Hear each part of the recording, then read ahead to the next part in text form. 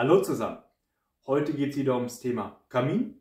Wir haben ja schon Holz gemacht in anderen Videos, haben den Kamin sauber gemacht und heute zeige ich euch, wie wir das Kaminfeuer richtig stapeln und dann entzünden, damit wir es schön gemütlich warm in unserer Wohnung, in unserem Haus haben. Bevor ich euch zeige, wie es richtig geht, zeige ich euch aber, wie man es nicht machen sollte. Im Augenblick ist die Brennkammer noch leer. Mach es mal auf. Ich führe gleich auch die Kamera noch mal ein bisschen zur Seite, dass man es besser sieht. Es tut mir jetzt schon in der Seele weh, im Herzen weh, aber ich werde die Brennkammer gleich mal falsch beladen. Zum falsch beladen brauche ich zwei Sachen. Zum einen, das ist sogar ganz richtig, das ist ganz gut, Anmachholz. Wie ich das mache, könnt ihr in einem anderen Video von mir sehen. Und das ist falsch, Papier. Hier sogar noch ein Prospekt, also richtig viel Druckerschwärze noch dabei. Katastrophe. Beladen wir ihn mal falsch. So, und wie geht das oft falsch? Ich mache das mal hier live vor. Man nimmt Papier, knüllt das dann hier zusammen. Ja, so schön. Ja, man kann es ein bisschen auch unten schon sehen. Ich mache das mal hier schön fertig. So, knüllt das alles zusammen. Und da schichtet man dann Anmachholz. Ich habe das jetzt mal eben schnell geschichtet. Und darauf kommt dann Anmachholz. Ja, ungefähr so. Ne? Das kennen wir alle.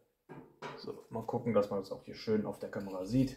Kennen wir alle vom Lagerfeuer vielleicht noch. Da mag das auch ganz gut funktionieren.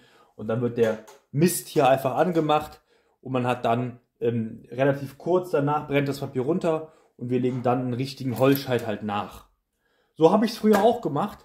Ist aber verkehrt. Zum einen sollten wir kein Papier verbrennen. Papier ist ein wichtiger Rohstoff, den man gerne gut recyceln kann.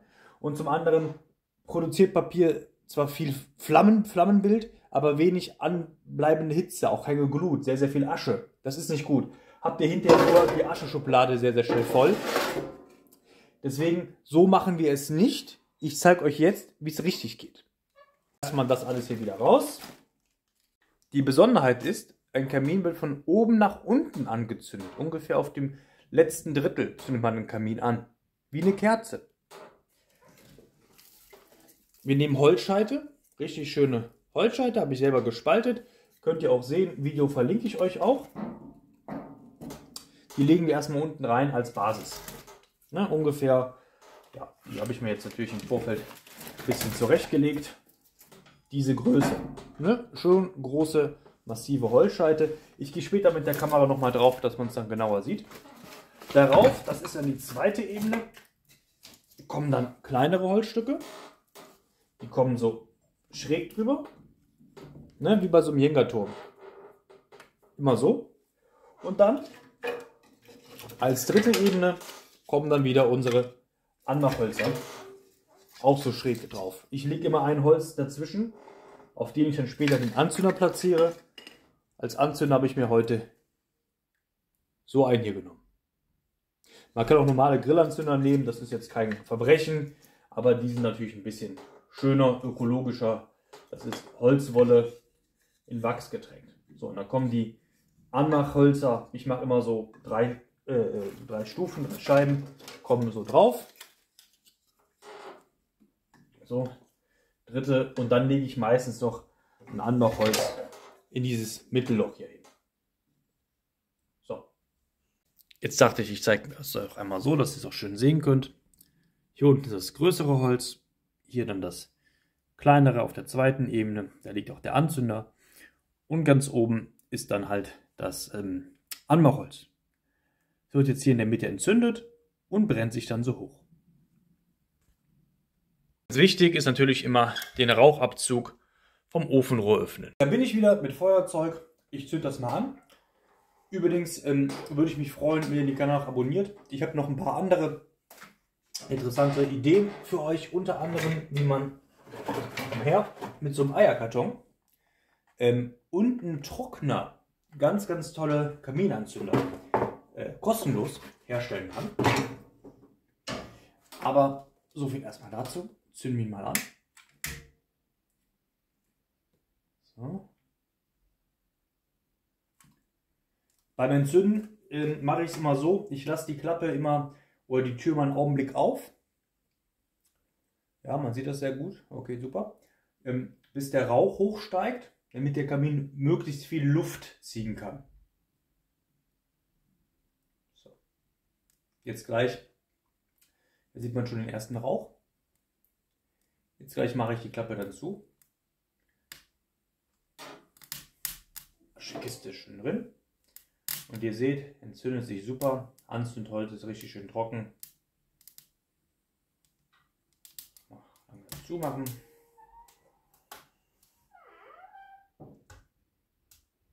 Wichtig ist hier die Luftzufuhr. Ja, man sieht es ein bisschen. Ich mache es mal ein bisschen runter. Das ist mein Hebel für Luftzufuhr. Jetzt ganz auf. So. Jetzt lassen wir den Kamin mal schön brennen. Ich versuche das später in Zeitraffer darzustellen.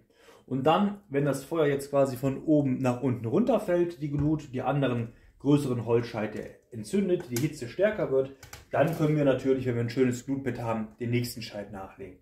Weil wir wollen nicht permanent immer wieder die Tür aufmachen, Rauch rein, Asche raus, das wollen wir nicht. Wir wollen so wenig wie möglich quasi damit zu tun haben. Gut.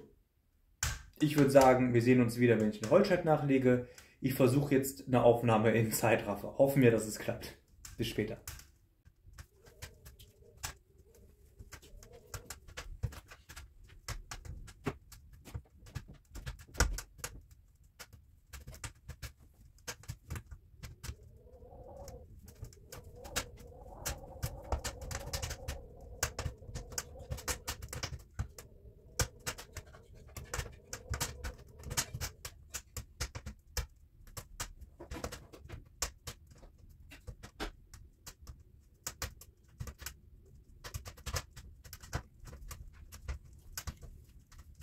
So, kleiner Zwischenstand, falls das mit der Zeitraffer nicht ganz geklappt hat. Man sieht ja jetzt mittlerweile, oben brennt schon lichterloh. Der Anzünder, den kann man glaube ich noch ein bisschen erkennen. Die zweite Ebene hat auch schon ganz gut Feuer gefangen. Und bei der dritten, also bei der untersten Ebene ist noch nichts angelangt. Aber sobald das von hier oben runterfällt, wird es dann da auch langsam anfangen. Jetzt sieht man eigentlich sehr schön, das heißt, ich versuche mal ein bisschen näher ranzugehen, von oben zu filmen, dass zumindest hier dieser dicke vordere Klotz auch schon Feuer gefangen hat. Hat sich auch schon entzündet. Wir sehen, das Entfachen des Kamins hat super geklappt. Dann sehen wir uns wieder, wenn ich mal was nachlege. Zur Dauer, das ungefähr eine halbe Stunde, bis der Kamin einmal richtig durchgebrannt ist, bis ich das erste Holz nachlege. Wobei schon so nach den ersten 5 Minuten eine unglaubliche Hitzeausstrahlung hier passiert. So, Zeit zum Nachlegen. Das heißt eigentlich noch nicht ganz. Eigentlich hätten die unteren Scheite noch ein bisschen mehr brennen müssen, aber ich spare mir das jetzt mal. Ist auch heute sehr, sehr windig, merke ich dabei. Deswegen zieht es auch die ganze Zeit, diese schönen Geräusche hier. Beim Nachlegen ist Folgendes zu beachten. Erst einmal den Griff zu ölen natürlich. Und zweitens beim Öffnen der Klappe 2 Sekunden zu warten.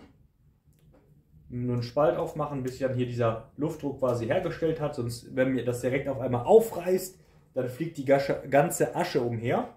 Also öffnen und jetzt den Holzscheit nicht reinschmeißen, sondern reinlegen. Gibt da auch spezielle Zangen für die Leute, die da jetzt mit der Hitze nicht so klarkommen.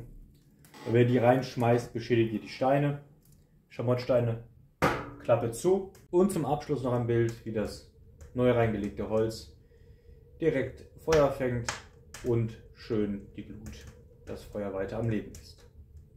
Euch noch viel Spaß und viel Freude mit eurem Kamin.